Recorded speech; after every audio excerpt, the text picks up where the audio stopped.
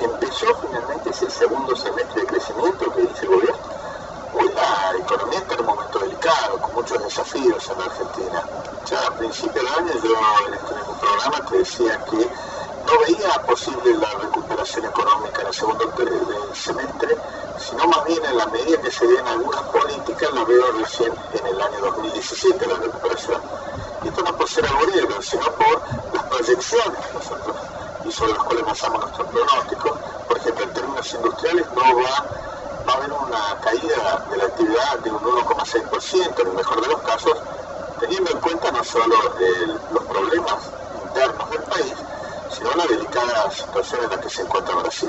José, ahí cuando se hablan de los problemas internos, ¿cuáles son los problemas que ve un industrial? ¿Cuáles son los principales problemas que hoy ven y que afectan al crecimiento de la actividad industrial? Además que la inflación, hoy me preocupa seriamente la actividad económica. ¿Por qué? El nivel de actividad económica. Porque el verdadero desafío, más allá de combatir la inflación, es que no vaya en detrimento de la actividad económica. Por eso es lo que digo, me parece que hay que potenciar y fortalecer la oferta productiva y no estancarse en viejas recetas que en pos de combatir esa inflación claramente se tornan en un modelo que atenta contra el mercado doméstico. ¿Qué produce ver lo que vio cuando apareció esa imagen de José López por las cámaras de televisión? El episodio de José López es el certificado de defunción del kirchnerismo. Y claramente de en repulsivo lo que se ha visto. Creo que hay que trabajar mucho en la institucionalidad en la Argentina para evitar este tipo de problemas, hay que trabajar mucho en transparencia. Y te diría, volviendo un poco a las antinomias, también hay que salir del ámbito solamente si es macristo. Vamos a necesitar todos los sectores encarar una política de desarrollo orientando a todos nuestros esfuerzos para esto, porque si no vamos a seguir en un círculo vicioso. Ayer en realidad estuvo en el Senado de la Nación el ministro de Energía, Juan José Nagure, y dio una frase que realmente llamó la atención, que dijo: estamos aprendiendo.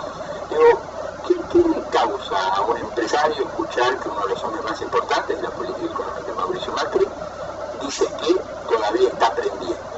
Bueno, me llama la reflexión de decir la palabra planificación tiene que estar presente cuando se empiezan a implementar este tipo de medidas que puntualmente tienen un impacto directo sobre los más vulnerables, no solo en términos de las tarifas domiciliarias, sino en los pequeños industriales, pequeños comercios.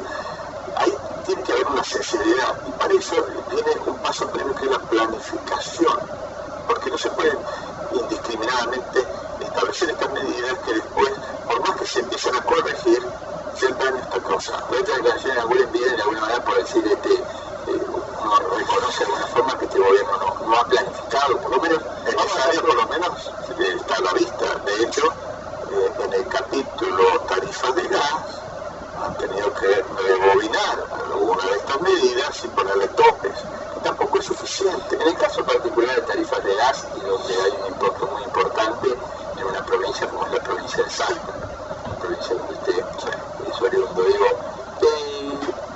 para tener una idea y dar un ejemplo, alguna persona pagaba tanto y ahora paga tanto, por ejemplo. Y yo he estado con productores tabacaderos que utilizan intensivamente el gas y me mostraban facturas de 7.000 pesos que les habían subido a más de 70.000 pesos. Entonces es imposible la competitividad.